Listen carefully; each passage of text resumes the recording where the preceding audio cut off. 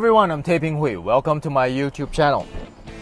Have you ever felt super tired after a drive, somehow uncomfortable, or wondered what exactly should you do if the car ahead of you suddenly slammed its brakes?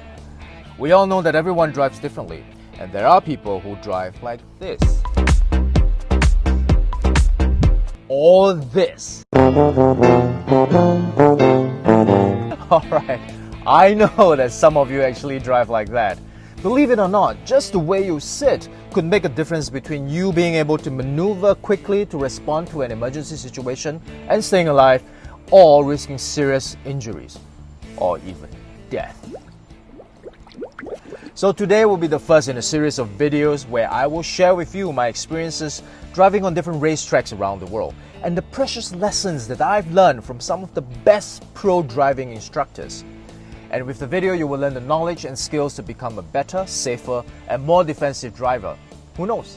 One day it might save your life, and more importantly, save the lives of your loved ones. Now, when it comes to good driving, the number one fundamental is your driving position. And when we talk about that, there are a few key things to consider. Number one, your sitting distance from the dashboard.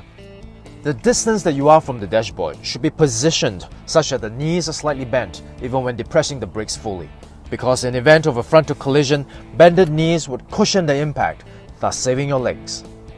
If you are seated too far back, your knees would lock up when you do an e-brake. In the event of a frontal collision, your joints would get all the impact and they would have a very high chance of breaking. Number two, the inclination of your seat would determine how far your body would be from the steering wheel, and that would affect your arm position. If your elbows are locked, your arms would literally be limited when you try to avoid an accident. Not only will you not be able to move fast enough to steer away from danger, in the event of a collision, like the locked knees, the impact will likely cause injuries to your elbows and shoulders. So the ideal position would be for your arms to be bent and in a relaxed position. You will be able to steer freely and your arms would not obstruct each other when you try to do an evasive maneuver.